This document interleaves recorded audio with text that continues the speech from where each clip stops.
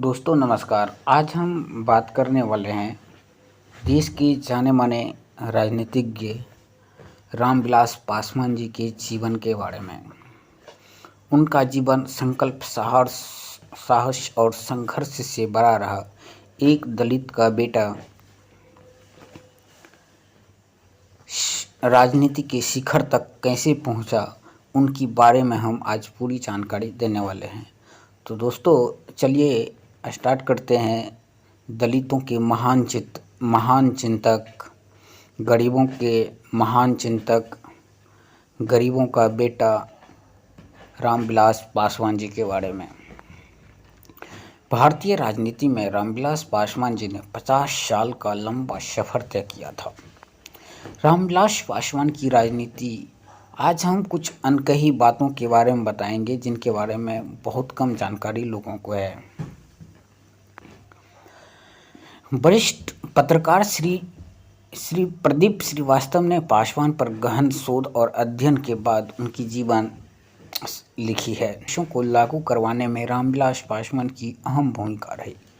उनके रेल मंत्रित्व काल में बिहार में कई परियोजनाओं की शुरुआत हुई और जिस भी मंत्रालय में वे रहे, उनकी चिंताओं के केंद्र में हमेशा गरीब, गुरबा और हाशिए पर रहने वाले लोग ही रहे। रामविलास पासवान जी का जीवन बहुत ही गरीबी में व्यतीत हुआ और वह एक साधारण से परिवार में जन्मे हुए थे। उनके गांव एक नहीं बल्कि 4 नदियों से घिरा हुआ था। अधिकतर समय बाढ़ के कारण वह टापू में तब्दील रहता। उनकी पढ़ाई की शुरुआत इस तरह हुई थी कि वे नदियों को पार करके स्कूल जाते थे। इसमें तो खतरा बना हुआ रहता था। जाहिर है, बचपन के दिनों के खतरों से खेलते हुए बड़े हुए पासवान जी बाद में कई ऐसे जोखिम उठाने से पीछे नहीं रहे जिनकी चर्चा राष्ट्रीय स्तर पर होती रही। उन्होंने प्रधानमंत्री लाल बहादुर शास्त्री के बारे में नदी पार करने वाले किस्से पढ़े थे। रामविलास पासवान का बचपन भी उसी दौर से गुजरा है। वे बिहार के अति पिछड़े गांव शहरबन्नी में पैदा हुए थे। 7वीं तक की पढ़ाई वहीं करने के बाद आगे की पढ़ाई के लिए गांव से बाहर खगड़िया जाना पड़ा। वहां उन्होंने छात्रावास में रहकर पढ़ाई की। छात्रावास मुफ्त रहने की सुविधा देता था, बल्कि हर माह 10 रुपये की छात्रवृत्ति भी मिलती थी, मगर वहां की स्थिति बेहद दयनीय थी। फिर भी रामविलास पासवान जी मन लगाकर पढ़ते रहते। पासवान जी के राजनीतिक जीवन की शुरुआत उस समय हुई थी जब समाजवादी आंदोलन अपने ऊंचाइयों पर था और कांग्रेस की एकाधिकार सत्ता के खिलाफ पहली बार चुनौती खड़ा कर रहा था। यह विपक्ष की राजनीति और पासवान जी के राजनीतिक जीवन के शुरुआती करीब 1 दशक का समय इस विपक्ष की राजनीति में ही बीता।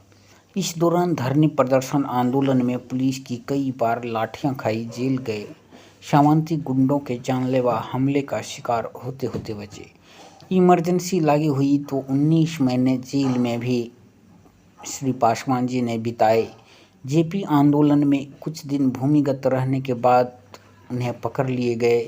इस दौरान पुलिस से छिपकर नेपाल, बंगाल, महाराष्ट्र तक दौड़ धूप भी करनी पड़ी। रामविलास पासवान जी के जीवन से एक और अनकही कहानी है जो बहुत ही इंटरेस्टिंग है। रामविलास पासवान जी ने पोस्ट ग्रेजुएशन पूरा किया तो नौकरी की तलाश शुरू कर दी। आजकल हर किसी को पढ़ने के बाद नौकरी की तलाश करनी ही पड़ती है, तो उन्होंने भी कर दी। छात्र जीवन में उन्होंने अलग अलग मुद्दे उठाए। नेतागिरी का स्वाद तो वे चख ही चुके थे। उन्होंने अपने राजनीतिक करियर के बारे में उस समय कुछ सोचा नहीं था, पर उनके दिल में आदर्श और सामाजिक चुनौती के खिलाफ लड़ने का जरूर जज्बा था। उन्होंने 4 महीने तक एक प्राइवेट फाइनेंस कंपनी में नौकरी भी किया, लेकिन बाद में उनकी रुचि नहीं रहने के कारण उसे छोड़ दिया। कंपनी को लेकर उनके मन में संशय हुआ, शिकायतें आने लगी तो उन्होंने इस्तीफा दे दिया।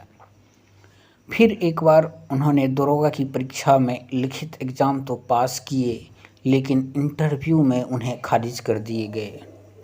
तो दरोगा की परीक्षा में भी बैठे थे, लेकिन लिखित परीक्षा में उन्हें खारिज कर दिए।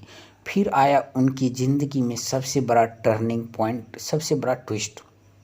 जी हाँ, रामविलास पासवान जी के जीवन में एक ट्विस्ट आया जो उनके जीवन की लाइनें बदल कर रख दी, उनके नई ऊंचाइयों को उसके बाद उन्होंने प्राप्त किया। बिहार लोक सेवा आयोग की लिखित परीक्षा पास करने के बाद वहां इंटरव्यू में भी पास हुए। दरोगा तो नहीं बन पाए, लेकिन साहब अब डीएसपी बन गए थे। सबसे हैरान करने वाली बात यह थी कि उनके गांव और आसपास के इलाकों में उस समय कोई भी सरकारी नौकरी हासिल नहीं कर पाया था।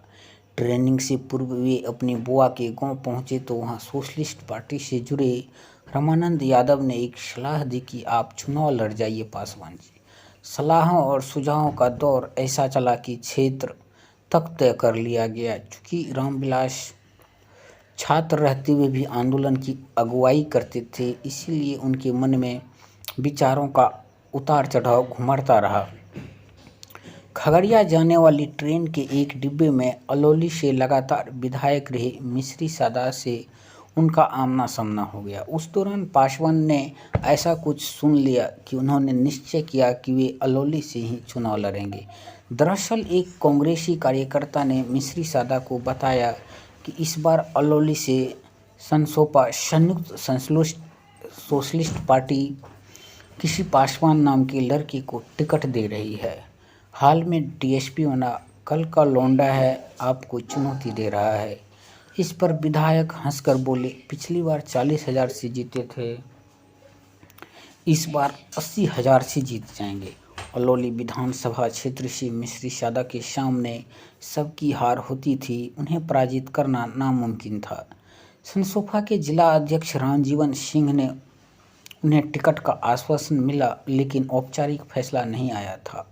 पासवान अपनी 1A1 साइकिल से गाँव-गाँव जाकर प्रचार करने में जुट गए। तो देखिए, पहले के लोग साइकिल से ही गाँव-गाँव प्रचार करते थे। बाद में अलौली से पार्टी के इकलौते दावेदार पासवान को टिकट भी मिल गया। तो अब पासवान जी को टिकट भी मिल गए, प्रचार अकेले ही करते, धीरे धीरे चंदा भी लोग देने लगे। क्या स्थिति थी देश की कि जो चंदा लेके ऐसे ऐसे लोग पासवान जी लड़ते थे चुनाव। धीरे धीरे उनके साथ युवाओं की टीम नज़र आने लगी। सब ठीक रहा और पासवान जी लगभग 700 वोट से जीत गए। बड़ी बात यह रही कि बिना साधनों और पैसों के उन्होंने पहला चुनाव जीता। कांग्रेस के दिग्गज नेता और मजबूत विधायक मिश्री सादा को पराजित कर इतिहास रचा गया था।